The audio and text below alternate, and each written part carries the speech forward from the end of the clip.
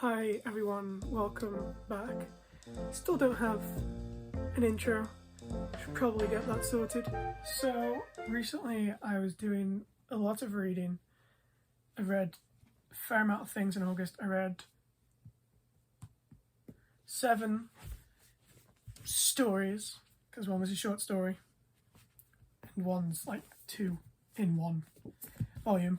So I thought I'd talk about that because this is bona fide just a book channel now. To start off the month, I read Do Androids Dream of Electric Sheep by Philip K. Dick, aka Blade Runner. I like Philip K. Dick. I've read a few of his books before. This one is his most famous, and you can see why. Essentially, it follows a detective, a bounty hunter, as he hunts down these androids in the future. It's fairly hard to explain everything because Philip K. Dick loves these like crazy world building, politically alternate history, future, whatever stuff. But at the same time, his books don't feel like science fiction. That's why, I love science fiction, but at the same time, his stuff feels so much more rooted in reality, and I think that's what appeals to me about his writings. I really couldn't care less about sorts of stories about like big space warfare. I love Star Wars, but if I was going to sit down and read a book, I wouldn't gravitate towards something like Dune or anything like that. So that's why I like Philip K. Dick. He combines futuristic and science fiction concepts with the real world and the present. This was good. I really enjoyed it. I wouldn't say it's a favourite or anything of mine, but I gave it 4 stars out of 5 on Goodreads. I'd probably give it a 4.5 if Goodreads did half stars, but Goodreads doesn't do half stars. You may have noticed the elephant in the room. New haircut. I'm starting university again soon, so I thought I'd get myself looking fresh. This is just the way it's dried. It usually has the part in the middle, but I think it looks kind of cool. Next I read, and I'm doing my best to cover part of this cover because YouTube is stupid like that. This is Play It As It Lays by Joan Didion. She's the model who, it looks like Joan Didion, but I don't know if it is Joan Didion, is naked, and YouTube will get really angry at that. This is my first experience with Joan Didion. Obviously I know Didion is acclaimed. I know she's a hot girl type author, a cool person, if you will. This is a very simple story. It's literally just about a depressed actress, and it's great. It's very minimalistic. It's what all those people who live in New York, who have a Substack, wish they wrote and try to write, but they will never be Joan Didion. I read it all in like one go on a beach, which was the best experience ever. I gave this one a 5 out of 5. This is a 5-star read for me, personally. I don't care. This is a 5-star read. This is just so unique, and it captures like this feeling of ennui. Is that how you guys say the word? And like depression and restlessness and wanting but not knowing what you want so well. Then I talked about this in my last video, I read Haruki Murakami's first 2 novels. Hear the Wind Sing and Pinball 1973. I've mixed feelings on Murakami. I hated Norwegian Wood, but I thought Wild Sheep Chase was really fun. So I do want to read more of his stuff, and also so much of his writings just feel like stuff I'd like, and a lot of the stuff I end up writing that I save as a draft sounds very Murakami-esque, and I never do that on purpose because I don't take influence from him as a writer because I don't read Murakami. But I thought this feels like a very end of summer read, and it really was. These were both good, but at the same time, neither of them are like the sort of things you'd be championing as the best book of all time. They're both very immature, in a lot of ways, very juvenile, but in a fun way, in a way that feels like a young writer just writing what they want with all these references to things they like. I think there's something very special about this 2 stories, 2 books. It's basically just about a guy hanging out, listening to the radio, smoking. Fun time, vibes, fun time. Then I read First to Love by Yukio Mishima. I have this thing where I like to read three books or watch 3 films or listen to 3 albums by an artist before fully deciding I don't like their art, purely because I think, you know, a lot of my favourite artists have made underwhelming or mediocre art, so I might not pick up the thing I like the most, so I never really write someone off after one thing. But I think I might just write Mishima off, because between this and The Sailor Who Fell from Grace of the Sea, I just think Mishima is just not for me.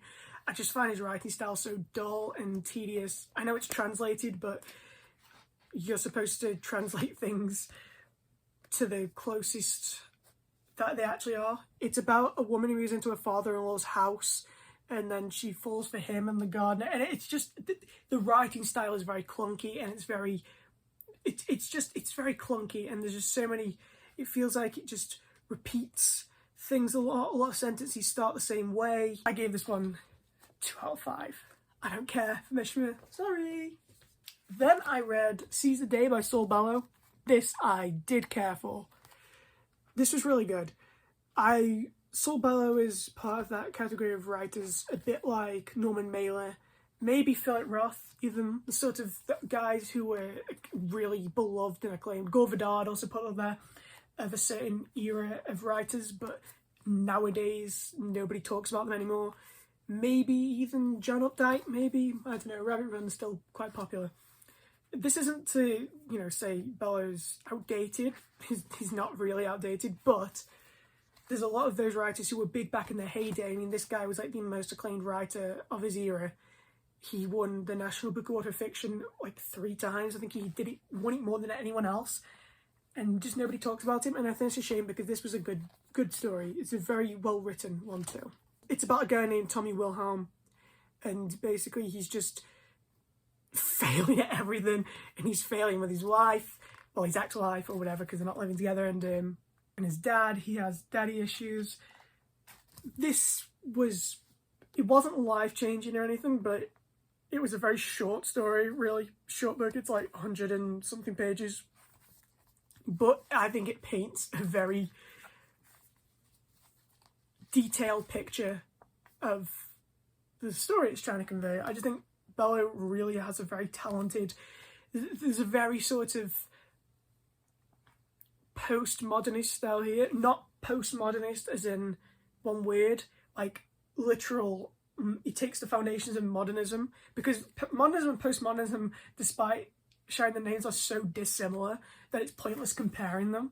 But this feels like a direct continuation. It feels like Philip Roth in the same way, where Philip Roth isn't like a postmodernist, but he's riding on what the modernists were doing, but in his own way.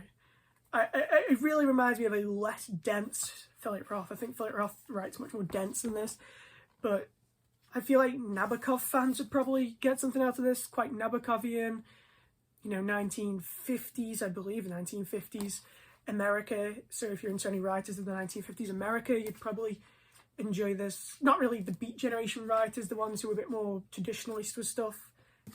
Final read was White Nights by Dostoevsky. It was in this. This is the new Wordsworth Classics new prints, which are so cool. This is Notes from Underground and a bunch of the short stories, but it has White Nights. And everyone's like, oh, White Nights has got to be, first Dostoevsky you read has got to be White Nights, because it's like the short story, but it's short and it packs a punch. And it was very good. I really just want to read more Dostoevsky. It's just a shame that all his things are so long, and I'm apprehensive about reading long books, because at this point in time, because it's coming up to university, so I'm going to have to do a lot of reading for university, and I won't be able to do full attention. It's a big reason why I want to read Master and Margarita, but I'm probably not going to read them. I'm probably going to save that for like probably the summer now. I think we've got to read just shorter 200-page, under 300-page books from now on. But this was really good. I really loved White Nights. It's about a lonely guy. It's about a lonely guy that wanders around St. Petersburg. I think, yeah, St. Petersburg. He meets a girl, falls for her, but then she's just lonely for another guy. Then he comes back, and then he's lonely, but then he's also not lonely. I won't spoil how it ends, but it's surprisingly like optimistic for how Dostoevsky is usually described and talked about. It's got the loneliness there, but it's much more optimistic with its ending. And I really like that. I really like the tone that this story balances. So this is the other half of the video, part of the video. I just wanted to discuss my anxieties of university for anyone who's starting, you know, college, university, college. I'm using interchangeably in this because I'm from the UK. So our university is, you know, college to a lot of Americans, college age. I'm going back into second year, though I already started second year, postponed it, whole story. I'm going back, so I'll have one lesson a week where I'm with entirely new people. I'm not like super dreading that because I can talk to people. I don't have an issue with talking to people or making friends.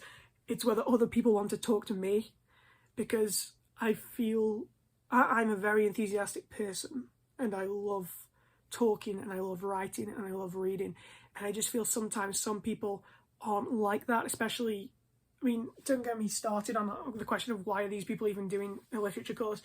People on that course, they don't read actual books, they just read like fan fiction and smut and stuff like that. You know, I'm not even, if they've read like literary fiction, modern lit fic, like that's still reading. Half these people don't even read that.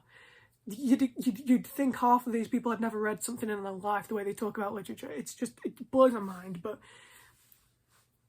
I just don't want to run into problems with people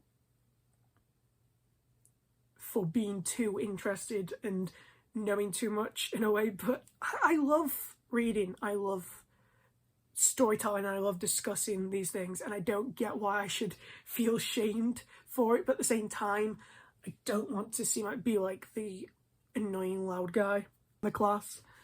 Really don't want to do that, so I'm hoping to make a decent first impression on them. The thing I do like about university is that I'll be able to be dressing nicer. You haven't seen it on this channel yet, really, I don't think, but in the winter I love wearing shirts and sweaters. In summer I just wear t-shirts and jeans and shorts because I feel like in summer it's so difficult to actually accessorize and stuff, but in the winter when you can start in autumn, fall, that is what I dress like I'm from like New York in the 1970s or something. That's my style, and I can't wait to be doing these videos dressed up like that, or in the very least dressed up like a lumberjack. I know that some people probably be wondering why I've stopped doing ASMR videos. It's literally nothing against that. It's just, I want to just, you know, this isn't a channel I'm monetizing. This is literally just my video diary, and very few people watch these things. So I just wanted to turn it into doing whatever I love. I promise I'll still do the ASMR things. I don't know. I'm just not, there isn't much inspiration there for the ASMR, personally. Who knows? Anyway, I hope you enjoyed my video, my ramblings. Thanks for playing out with me, people. See you in the next one, and stay beautiful.